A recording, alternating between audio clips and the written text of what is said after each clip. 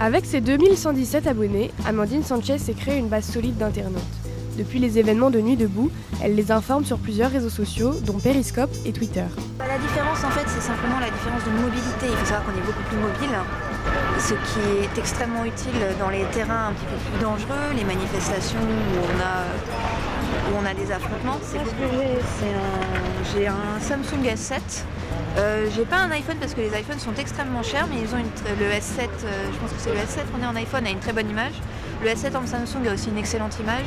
Et ce que j'ai, parce que les lives prennent énormément de batterie, j'ai une batterie externe que j'ai toujours sur moi, où il y a à peu près 4 chargements dedans.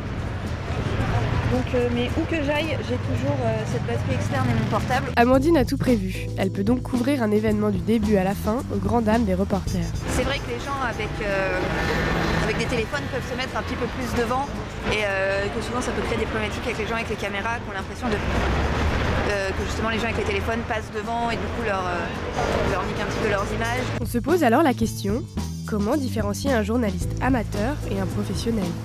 Il y a une idée que les journalistes ne sont pas toujours très objectifs et qui est une idée qui commence à malheureusement être assez ancrée dans la population.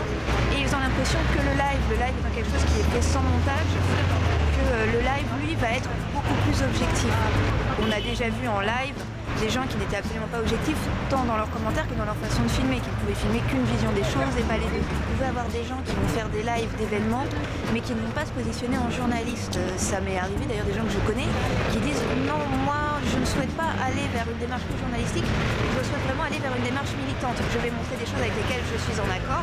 Toujours dans l'idée de l'objectivité, Amandine ne souhaite pas censurer les commentaires les plus virulents sur ses vidéos, car elles représentent tristement une part de l'opinion de la population. Par exemple, ça peut m'arriver, je filme une manifestation et quelqu'un dit « Ah là là, tous ces manifestants, une balle dans la tête, ça irait plus vite ».